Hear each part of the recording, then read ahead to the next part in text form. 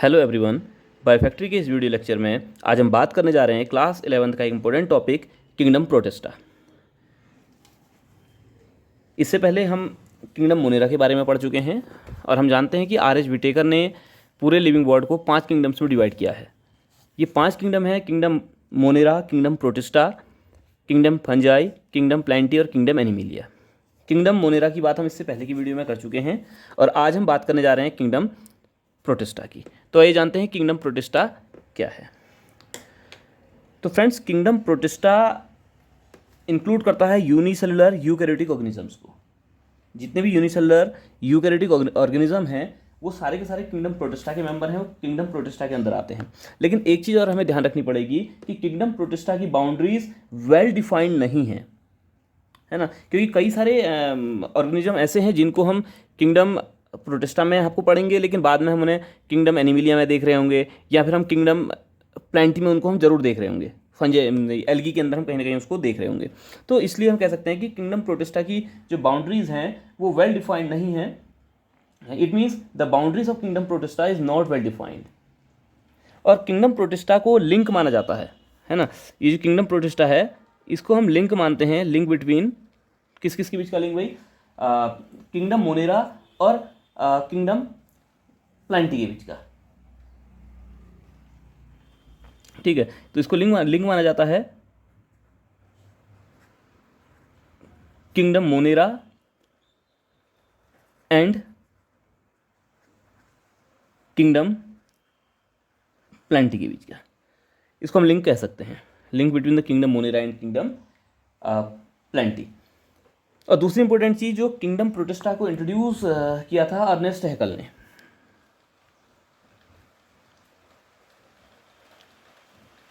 Ernest हैकल ने जब अपना क्लासिफिकेशन का सिस्टम दिया तो 1886 में उन्होंने अपने क्लासिफिकेशन में किंगडम प्रोटिस्टा को इंक्लूड किया था। किंगडम प्रोटिस्टा इंक्लूड करता है यूनिसेलुलर यूकैरियोटिक ऑर्गेनिज्म को, और इसके जो मोस्ट ऑफ द ऑर्गेनिज्म इसके एक्वेटिक होंगे। हालांकि बहुत सारे ऑर्गेनिज्म टेरेस्ट्रियल भी हैं, जैसे स्लाइम मोड्स वगैरह हैं, ये ज़मीन में पाए जाते हैं, सड़ी गली चीज़ों के आसपास ही देखने को मिल जाएंगे, लेकिन most of the organism are aquatic. और जो एक्वेटिक ऑर्गेनिज्म हैं ये क्या करते हैं? प्लैंक्टनिक बायोमास को फॉर्म करते हैं, है ना। जो फोटोसिंथेटिक होंगे, जो फोटोसिंथेसिस करने की जिनमें क्षमता होगी, they form the planktonic biomass, है ना। वो क्या बनाएंगे? प्लैंक्टोनिक बायोमास को बनाएंगे। अब ये प्लैंक्टन भी दो तरह के हैं, एक फाइटोप्लैंक्टन, एक जूप्लैंक्टन। जैसा मैं कह चुका हूँ कि फोटोसिंथेसिस करने वाले फाइटोप्लैंक्टन कहलाएंगे, और जो फोटोसिंथेसिस नहीं करते हैं और जो फाइटोप्लैंक्टन को ईट करते हैं वो कहलाएंगे जूप्लैंक्टन। तो दो तरह के प्लैंक्टोनिक बायोमास आपको बनेगा, एक फाइटोप्लैंक्टन और दूसरा जूप्लैंक्टन। मैं आपको लिख भी देता हूँ। फाइटोप्लैंक्टन, प्लैंक्टन्स मीन्स ऐसे ऑर्गेनिज्म जो वाटर की सरफेस पर रहते हैं, जो वाटर की सरफेस पर फ्लोट करते हैं, उनको प्लैंक्टन्स कहते हैं। अगर ये फोटोसिंथेसिस कर सकते हैं, they are capable of photosynthesis, तो then they are called phytoplankton. और जब भी फोटोसिंथेसिस नहीं करते, कई सारे ऐसे हैं जो फोटोसिंथेसिस नहीं कर पाते हैं और फाइटोप्लैंक्टन्स को फीड करते हैं, तो ये कहलाएंगे जूप्लैंक्टन। तो दो तरह के प्लैंक्टन आपको दिखाई देंगे। The first one is the phytoplankton and second one is the जूप्लैंक्टन। इनकी बॉडी के अंदर एक या एक से अधिक न्यूक्लियस हो सकते हैं। दे पोजेस वन और मोर न्यूक्लियस, है ना। एक या एक से अधिक न्यूक्लियस इनकी बॉडी में आपको दिखाई दे सकता है। जैसे अगर हम बात करें किसकी, अमीबा की, ये अमीबा है, इसी का मेंबर है, इसके अंदर एक न्यूक्लियस आपको हमें देखने को मिलेगा, ये सिंगल न्यूक्लियस है। लेकिन वहीं अगर हम बात करें पैरामीशियम की, ये देखो चप्पल की तरह का इसका शेप होता है, स्लीपर एनिमल क्योल इसको कहा जाता है, इस तरह का एनिमल है ये। इसमें दो न्यूक्लियस देखने को मिलते हैं, एक न्यूक्लियस ये है मैक्रो न्यूक्लियस और दूसरा है माइक्रो न्यूक्लियस, इसकी बॉडी में देखने को मिलेगा। तो न्यूक्लियस एक हो सकता है और एक से ज़्यादा भी इनमें हो सकता है। ये कॉन्ट्रैक्टाइल वैक्यूल है ना। और एक ओपेलिना है, ओपेलिना की बॉडी के अंदर बहुत सारे आपको न्यूक्लियस देखने को मिल जाएंगे,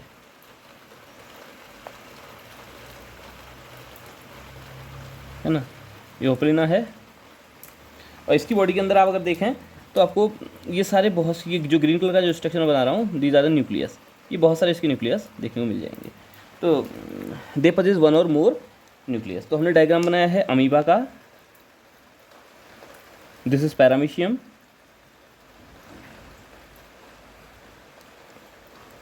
और दिस इज ओपेलिना।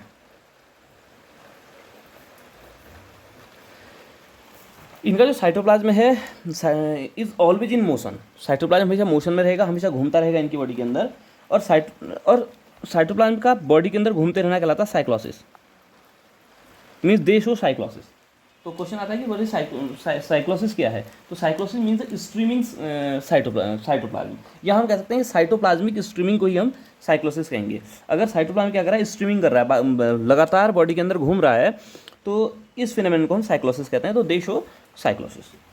लोकोमोशन की बात करें तो ये लोकोमोट करते हैं, है ना। अब लोकोमोशन के लिए इनमें क्या क्या हो सकता है? फ्लैजिला हो सकता है ना। लोकोमोटरी जो ऑर्गन होगा, इट में भी फ्लैजिला, इट में भी सीलिया, है ना। ये फ्लैजिला हो सकता है, सीलिया हो सकता है, जैसे इसमें आपको देखने को मिल रहा है कि ये सीलिया है और ये फ्लैजिला है। यूग्लिना को अगर मैं डायग्राम बनाऊंगा तो यूग्लिना में आप लोगों ने क्लियर फ्लैजिला देखा हुआ होगा। ये यूग्लिना है, तो यूग्लिना में क्या देखने को मिल रहा है? ये फ्लैजिला देखने को मिल रहा है ना। तो लोकोमोटरी ऑर्गन का फ्लैजिला हो सकता है, जैसे यूग्लिना में है, सीलिया हो सकता है, पैरामीशियम में है, और इसके अलावा सीडोपोडिया हो सकते हैं, जैसे अमीबा में देखने को मिलेगा। कूटपात कहते हैं इन्हें हिंदी में, सीडोपोडिया। सीडो मतलब फाल्स, पोडिया मीन्स फीट, है ना। इरेगुलर शेप होगा ना, तो ये जो बनेंगे इस तरह के, ये फीट कहलाएंगे, तो सीडोपोडिया सकता है। और लोकोमोटरी ऑर्गन कई सारे ऑर्गेनिज्म में अब्सेंट भी रहते हैं, जैसे मलेरिया पैरासाइट है, प्लाज्मोडियम, तो इसमें लोकोमोटरी ऑर्गन अब्सेंट हैं। तो लोकोमोशन करते हैं, और लोकोमोशन के लिए फ्लैजिला, सीलिया, सीडोपोडिया जैसे ऑर्गन इनकी बॉडी में प्रेजेंट रहेंगे। अब जब भी सीलिया और फ्लैजिला प्रेजेंट रहेगा, जरूरी नहीं ना कि सब में सीलिया और फ्लैजिला प्रेजेंट हो। जैसे अमीबा है, अमीबा में आपको सीलिया और फ्लैजिला कुछ भी देखने को नहीं मिलता। जहाँ भी सीलिया और फ्लैजिला देखने को मिलेगा, तो इन सीलिया और फ्लैजिला का अरेंजमेंट 9+2 होगा। तो ये माइक्रोट्यूब्यूल से बने हुए हैं। सीलिया और फ्लैजिला माइक्रोट्यूब्यूल से बने हुए स्ट्रक्चर हैं। अब इसको समझने के लिए आपने साइटोलॉजी के लेक्चर्स को देखना पड़ेगा। तो फ्लैजिला और सीलिया का जो अरेंजमेंट होगा, 9+2 का अरेंजमेंट आपको देखने को आपको मिलेगा। जो माइक्रोट्यूब्यूल का जो पैटर्न होगा, इट इज़ 9+2। न्यूट्रिशन की बात करें तो कई तरह का न्यूट्रिशन शो करते हैं ये। तो दो तरह का न्यूट्रिशन शो हो सकता है, 2-3 तरह का। जैसे एक तो हो सकता है फोटोसिंथेटिक,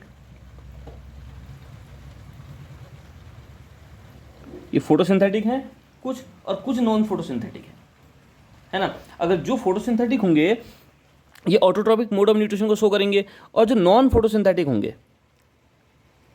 है ना, ये होलोफाइटिक न्यूट्रिशन को शो करेंगे, या हम कह सकते हैं कि ये हेट्रोट्रॉपिक न्यूट्रिशन को शो करेंगे। और कई सारे इसमें से पैरासाइटिक भी हैं और कई सारे सेप्रोफाइटिक भी हैं। फोटोसिंथेटिक हैं,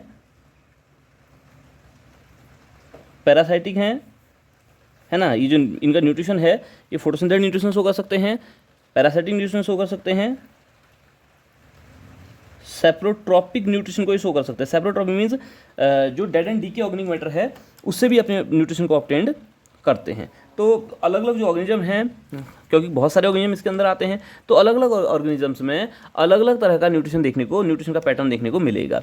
ये न्यूट्रिशन का पैटर्न फोटोसिंथेटिक हो सकता है, ये पैरासिटिक मोड ऑफ न्यूट्रिशन को शो करते हैं। Parasitic mode of nutrition means किसी दूसरे ऑर्गेनिज्म की बॉडी के अंदर ऊपर रहेंगे और उससे अपने फूड को ऑब्टेंड करेंगे। जैसे प्लाज्मोडियम है पैरासाइटिक मोड ऑफ न्यूट्रिशन को शो करेगा। और कई सारे सेप्रोट्रॉपिक हैं जो dead and decay organic matter से अपने फूड को ऑब्टेंड कर रहे होते हैं। तो ये इनका मोड ऑफ न्यूट्रिशन इतने तरह का हो सकता है। रिजर्व फूड की बात करें तो रिजर्व फूड इनकी बॉडी में स्टार्च हो सकता है, ग्लाइकोजन हो सकता है, पैरामाइलिन हो सकता है, स्टार्च, ग्लाइकोजन,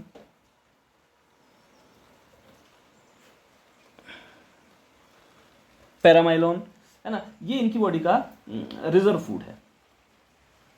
जो फूड होगा वो स्टार्च, ग्लाइकोजन, पैरामाइलोन हो सकता है। रिप्रोडक्शन की बात करें तो असेक्सुअल एंड सेक्सुअल दोनों ही तरह के रिप्रोडक्शन के मोड ये शो करते हैं। ये asexual and sexual mode of nutrition को शो करेंगे। असेक्सुअल मोड ऑफ न्यूट्रिशन की अगर बात करें तो असेक्सुअल मोड ऑफ न्यूट्रिशन में बाइनरी फ्यूजन आएगा, जिसमें एक ऑर्गेनिज्म टूटकर दो बना लेगा, या हम कह सकते हैं फ्यूजन, है ना। ये फ्यूजन बाइनरी हो सकता है और ये फ्यूजन मल्टीपल हो सकता है। बाइनरी में एक से दो ऑर्गेनिज्म का फॉर्मेशन होगा, जबकि मल्टीपल जो फ्यूजन है इसमें एक से बहुत सारे नए ऑर्गेनिज्म का फॉर्मेशन होगा, जैसे प्लाज्मोडियम में या ओपलिना में मल्टीपल फ्यूजन देखने को मिलता है। Amoeba, paramecium, Euglena binary fusion को शो करते हैं। तो फ्यूजन हमें यहाँ को देखने को मिल जाएगा। इसके अलावा बडिंग की प्रोसेस के थ्रू भी ये असेक्सुअली रिप्रोड्यूस करेंगे। इंसिस्टमेंट अनफेवरेबल कंडीशन में अपने चारों ओर सिस्ट बना लेंगे और बाद में जैसी कंडीशन फेवरेबल होंगी तो इस सिस्ट से बाहर निकल जाएंगे। तो इंसिस्टमेंट की प्रोसेस के थ्रू भी इनमें रिप्रोडक्शन होता है। इंसिस्टमेंट होगा। ये सारी प्रोसेस इसमें असेक्सुअल रिप्रोडक्शन की है, असेक्सुअली इन मेथड्स के थ्रू रिप्रोड्यूस करते हैं। अगर सेक्सुअल रिप्रोडक्शन की बात करें तो सेक्सुअल रिप्रोडक्शन गैमेट का फॉर्मेशन तो नहीं होता है ना, गैमेट का फॉर्मेशन तो होता हुआ आपको नहीं दिखता, लेकिन कॉन्जुगेशन जैसी प्रोसेस होगी, है ना, कॉन्जुगेशन जैसी प्रोसेस होगी जिसमें ये क्या करेंगे, पूरा का पूरा एनिमल गैमेट्स की तरह काम कर सकता है आपको, है ना, या फिर ये अपने जेनेटिक मटेरियल को एक्सचेंज कर रहे होंगे। इसको हम रिजुबनेशन कह सकते हैं, मतलब अपनी एनर्जी को दोबारा से रिगेन करने की प्रोसेस है कॉन्जुगेशन। इसको किसी वीडियो में हम डिटेल में समझेंगे कॉन्जुगेशन क्या है, कैसे होता है करके। और तो कुछ प्रोटिस्ट ऐसे भी हैं जो कॉन्जुगेशन की प्रोसेस के थ्रू सेक्सुअल रिप्रोडक्शन में पार्टिसिपेट करते हैं। अदरवाइज जो इनका most famous mode of reproduction है इट इज़ असेक्सुअल रिप्रोडक्शन, तो ये असेक्सुअल रिप्रोडक्शन ही होगा। तो इस तरह से किंगडम प्रोटिस्टा के जनरल फीचर्स हैं। अब किंगडम प्रोटिस्टा का हम देखते हैं इसका क्लासिफिकेशन।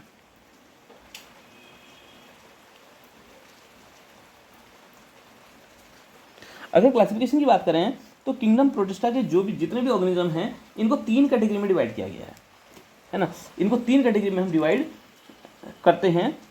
पहली जो कैटेगरी है that is the photosynthetic protista.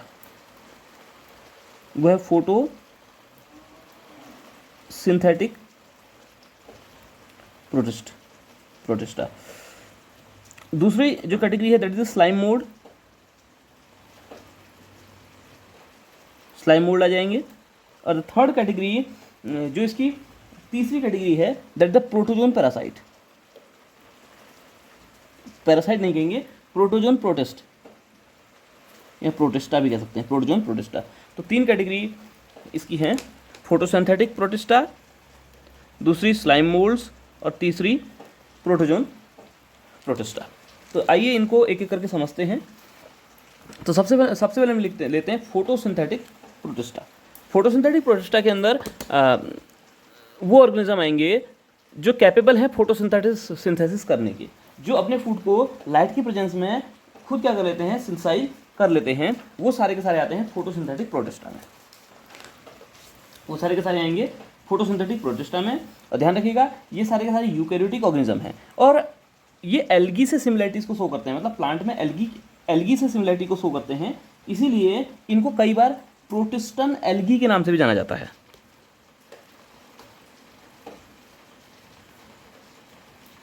ध्यान रखेंगे कि प्रोटिस्टन एल्गी किसे कहा जाता है। तो किंगडम जो हमारा मोनेरा जो किंगडम चल रहा है, तो किंगडम मोनेरा के में जो फोटोसिंथेटिक प्रोटिस्टा आएंगे, सॉरी किंगडम प्रोटिस्टा चल रहा है, मोनेरा नहीं, मोनेरा में तो बैक्टीरिया आएगा। तो किंगडम जो प्रोटिस्टा चलेगा, तो किंगडम प्रोटिस्टा के अंदर जो फोटोसिंथेटिक ऑर्गेनिज्म आएंगे वो फोटोसिंथेटिक प्रोटिस्टन कहलाएंगे या प्रोटिस्टन एल्गी के नाम से उनको हम जानेंगे। तो प्रोटिस्टन एल्गी इसको हम कह सकते हैं। अब ये जो प्रोटिस्टन एल्गी हैं इनको 3 ग्रुप्स में डिवाइड किया गया है। 3 इसके अलग अलग ग्रुप हैं। मैं इसके 3 ग्रुप यहाँ को बनाऊंगा, आप ध्यान से देखेंगे, इसको बड़ा इंपॉर्टेंट है क्लासिफिकेशन। इसके 3 ग्रुप हैं। ये 3 ग्रुप कौन कौन से हो सकते हैं? तो इसका जो पहला ग्रुप है वो है पायरोफाइटा।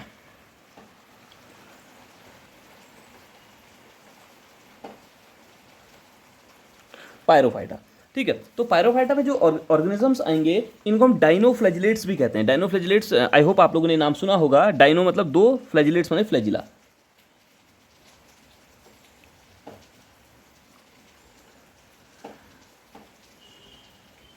Dinoflagellates, dino means 2, flagellates means flagella. तो ऐसे ऑर्गेनिज्म जिनमें 2 फ्लैजिला प्रेजेंट रहेंगे वो कहलाएंगे डाइनोफ्लैजिलेट्स। इनको हम कहेंगे डाइनोफ्लैजिलेट्स। और डाइनोफ्लैजिलेट्स ये मोस्टली ओशियंस में पाए जाते हैं, है ना। मोस्टली हम कह सकते हैं कि ये मैराइन है, मोस्टली मैराइन है ये।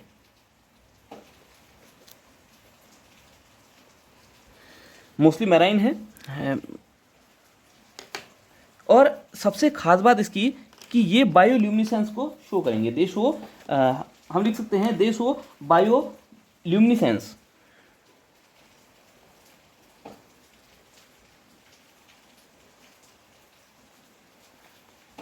बायोल्यूमिनेसेंस को शो करेंगे, मींस जैसे इनके ऊपर लाइट पड़ेगी तो लाइट को इमिट करेंगे, तो चमचमाते हुए महसूस होंगे। जब हम इनको देखेंगे रात को, जब इसके ऊपर लाइट इमिट डाली जाएगी तो उस लाइट को ये इमिट करेंगे, तो चमचमाते हुए ये दिखाई देंगे। तो बायोल्यूमिनेसेंट को ये शो करते हैं।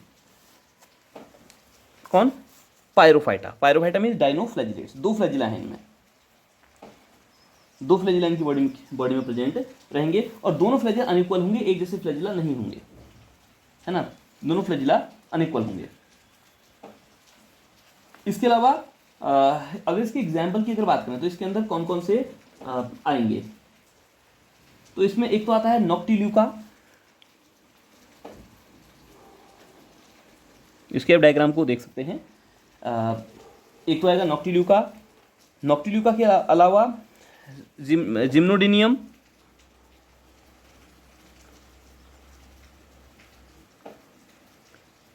जिम्नोडिनियम आएगा, है ना। तो ये इसके अंदर एग्जाम्पल हैं। नॉक्टिल्यूका है, और एक इसका एग्जाम्पल मुझे और ध्यान आ रहा है, सिराटियम। सिराटियम भी इसका एग्जाम्पल है। तो ये इसके एग्जाम्पल आएंगे कि कौन कौन से ऑर्गेनिज्म इसके अंदर आते हैं करके। नॉक्टिल्यूका, जिम्नोडियम और सिराटियम। पायरोफाइटा डायनोफ्लैजिलेट्स हैं, मोस्टली मैराइन है, बायोल्यूमिनेसेंट को शो करेंगे। बायोल्यूमिनेसेंट मीन्स अपने ऊपर पड़ी हुई लाइट को तो इमिट कर देंगे, और 2 फ्लैजिला जो भी इसमें होंगे वो दोनों अलग अलग साइज के होंगे, और ये सारे के सारे मैराइन हैं। मैराइन है मतलब मैराइन वाटर में पाए जाएंगे, समुद्र वाले या ओशियंस में ये पाए जाएंगे। दूसरा ग्रुप है यूग्लिनोफाइटा।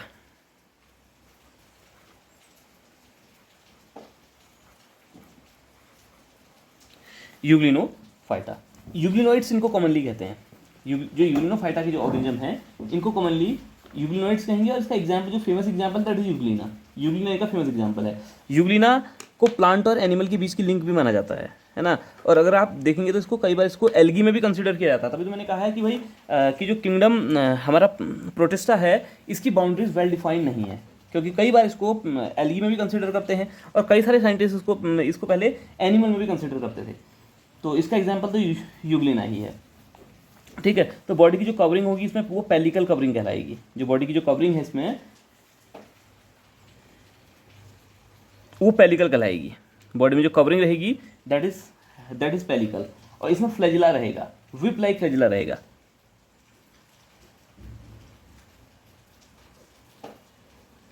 और ये इसमें मोस्टली कैसे होंगे? फोटोसिंथेटिक होंगे, मोस्टली ये फोटोसिंथेटिक होंगे, लॉन्गिट्यूडनल बाइनरी फिजन के थ्रू डिवाइड करेंगे, है ना। और इसका एग्जाम्पल है यूग्लिना। इसका सबसे जो फेमस एग्जाम्पल माना जाता है वो यूग्लिना ही माना जाता है। और थर्ड कैटेगरी है इसमें प्रोटिस्टा एल्गी में या फोटोसिंथेटिक प्रोटिस्ट में, क्राइसोफाइटा।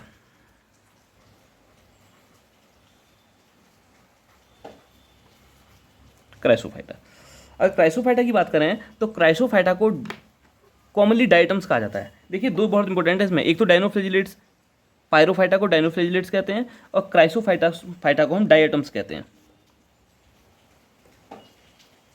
इनकी बॉडी में वॉल प्रेजेंट रहेगी, और ये इस वॉल में सिलिका प्रेजेंट रहती है। इनकी जो शेल होगी, सेल है ना, जो इसमें सेल रहेगी विथ सिलिका कोटिंग। ये क्वेश्चन कई बार नीट में पूछा गया है। तो इनकी सेल में सिलिका की कोटिंग होगी, तो सिलिका की कोटिंग के होने के कारण ये भी चमकते हुए दिखाई देते हैं, है ना। तो इसलिए ये भी कैसे दिखाई देंगे? चमचमाते हुए दिखाई देंगे। तो ये इंपॉर्टेंट इसका फीचर है। तो बहुत ज़्यादा फीचर की और हम बात नहीं कर रहे हैं। और मोस्ट ऑफ जो डाइटम्स होंगे ये फ्रेश वाटर और मैरीन वाटर दोनों जगह ही पाए जाएंगे और फाइटोप्लैंक्टन को फॉर्म करेंगे, है ना। जो वाटर में ये फाइटोप्लैंक्टन को फॉर्म करेंगे, ये फ्रेश वाटर भी हैं और मैराइन भी हैं। जबकि जो हमने पायरोफाइटा डायनोफ्लैजिलेट्स पढ़े थे ये मोस्टली मैराइन होते हैं, है ना। लेकिन क्राइसोफाइटा के जो डाइटम्स हैं, जो क्राइसोफाइटा के ऑर्गेनिज्म हैं, ये फ्रेश वाटर भी हैं और मरीन वाटर में भी आसानी से पाए जाते हैं, है ना। और ये क्या करते हैं, हम they form the large deposits of silicon ocean floor, है ना। और वहाँ को कहलाएंगे डायटोमिसियस अर्थ,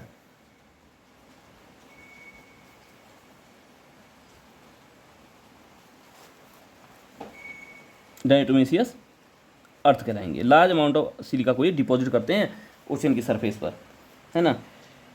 तो ये 3 ग्रुप्स में आएंगे, फायरोफाइटा, यूग्लिनोफाइटा और Chrysophyta. Clear. Protistal algae, photosynthetic protist कहलाएंगे। अब जो दूसरी कैटेगरी है दैट इज स्लाइम मोल्ड।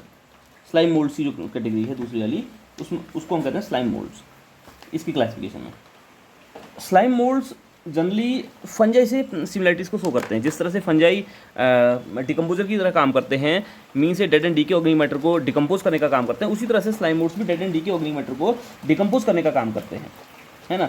इसलिए इन्हें फंगल एनिमल भी कहा जाता है कई बार।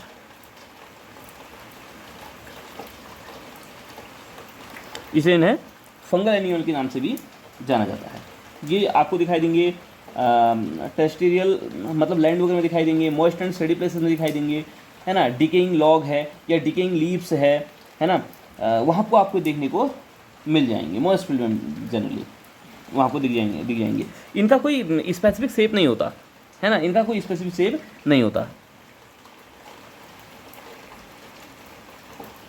एमीबॉइड शेप रहेगा, अपने शेप को क्या करते रहते हैं, ये चेंज करते रहते हैं और डिकम्पोजर की तरह काम करेंगे।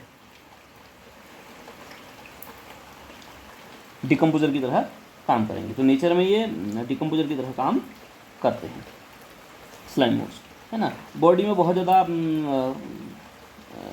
कवरिंग नहीं होती, मतलब सेल वॉल वगैरह इसमें देखने को नहीं मिलेगी। और तीसरा जो ग्रुप है that is the protozoan protist, है ना। प्रोटोजोन प्रोटिस्ट पहले जो प्रोटोजोआ है एनिमल किंगडम का एक फाइलम माना जाता था, लेकिन बाद में इसको हटाकर उस फाइलम को हटाया, एनिमल किंगडम से फाइलम को हटाया और इनको सारा का सारा प्रोटिस्टा में ही रख दिया गया। अब इसकी अगर बात करें, प्रोटोजोन प्रोटिस्ट की अगर बात करें, तो ये हेट्रोट्रॉप्स होते हैं। हेट्रोट्रॉप्स मतलब अपने फूड के लिए ये ऑटोट्रॉपिक ऑर्गेनिज्म पर डिपेंड रहेंगे, मतलब अपने फूड को ये खुद सिंथेसाइज नहीं कर पाते। ये हेट्रोट्रॉपिक ऑर्गेनिज्म है, ठीक है। तो जो प्रोटोजोन प्रोटिस्ट हैं ये हेट्रोट्रॉपिक ऑर्गेनिज्म है या हेट्रोट्रॉपिक ऑर्गेनिज्म है, ठीक है।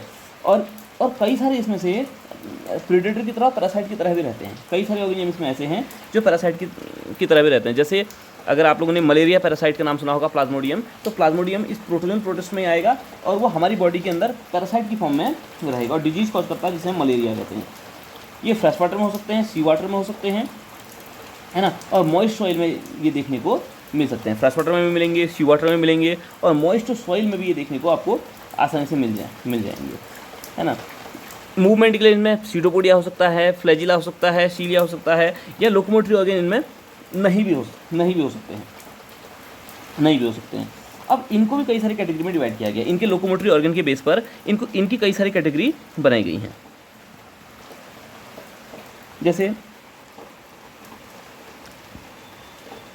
इनकी अगर कैटेगरी की अगर बात करें तो इसकी जो पहली कैटेगरी है फ्रेंड्स, वो आएगी एमीबॉइड प्रोटोजोन्स।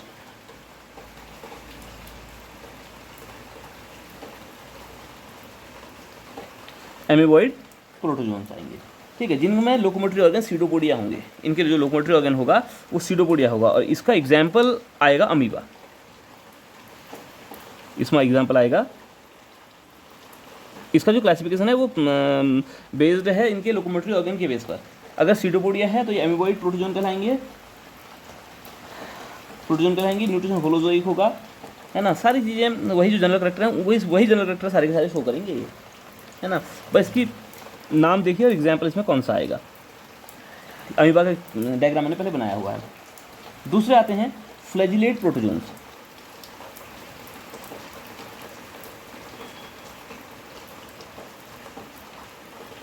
फ्लैजिलेट प्रोटोजोन आएंगे। फ्लैजिलेट प्रोटोजोन्स मीन्स इनमें लोकोमोशन के लिए फ्लैजिला देखने को मिलेगा। जो फ्लैजिलेट प्रोटोजोन होंगे इनका जो लोकोमोटरी ऑर्गन होगा that is a flagella. Flagella इनका लोकोमोटरी ऑर्गन है। और इसमें आपका आ जाएगा फ्लैजिला वाले में आ जाएगा ट्रिफेनोसोमा, एक पैरासाइट है ट्रिफेनोसोमा, इसको आप नोट कर लीजिए। और ट्रिफेनोसोमा हमें एक डिजीज कॉज करता है जिसका नाम है स्लीपिंग सिकनेस, है ना। स्लीपिंग सिकनेस नाम की बीमारी कॉज करता है ट्रिफेनोसोमा। इसके अलावा लीशमानिया आ जाएगा, लीशमानिया डोनोवानी, है ना। ये बहुत इंपॉर्टेंट है, इसके डिजीज आप नोट कर लीजिए। लीशमानिया कॉज करता है काला आजार, लीशमानिया कॉज करेगा बीमारी काला आजार। अभी मैं ट्रिफेनोसोमा का डायग्राम भी बनाऊंगा। इसके अलावा जियार्डिया, जियार्डिया जो जियार्डिया है ये लूज मोशंस वगैरह कॉज करेगा। और इस जियार्डिया का एक फेमस नेम है grand old man of intestine, बहुत इंपॉर्टेंट नेम है, नोट कीजिएगा आप लोग। Giardia grand old man of intestine के नाम से इसको जाना जाता है। तो ये इसके एग्जाम्पल हैं, है ना। तो प्रोजन प्रोटिस्ट के अंदर हेटरोट्रॉपिक ऑर्गेनिज्म आएंगे। अगर उनमें लोकोमोटरी ऑर्गन सीटोपोडिया है तो एमीबॉइड प्रोटोजोन कहलाएंगे, फ्लैजिला है तो फ्लैजिलेट प्रोटोजोन कहलाएंगे। इसमें example Trypanosoma sleeping sickness disease cause करता है, लीशमानिया काला आजार नाम की डिजीज कॉज करेगा, और giardia grand old man of intestine कहलाता है और ये पेचिस कॉज करता है। तीसरा आता है सीलिएटेड प्रोटोजोन,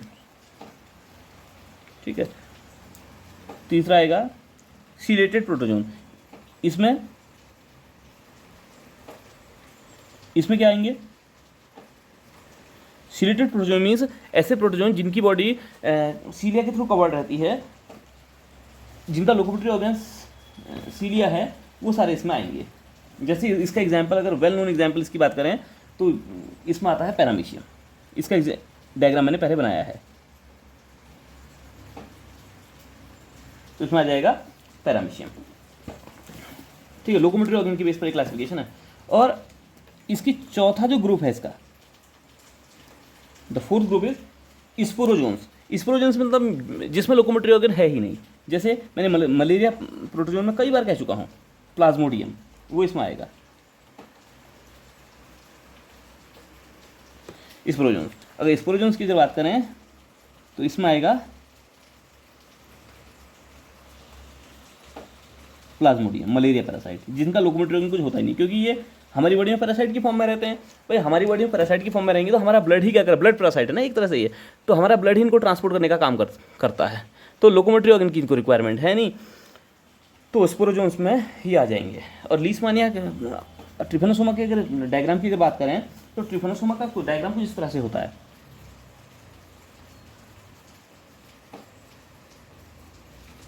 ट्रिफेनोसोमा ये इसका न्यूक्लियस है, यहाँ से इसका फ्लैजिला निकल रहा होगा, ये ऐसे, ये फ्लोटिंग के लिए इस तरह से अटैच रहेगा बॉडी के साथ, पेलिकल के साथ, है ना। ये ट्रिफेनोसोमा है।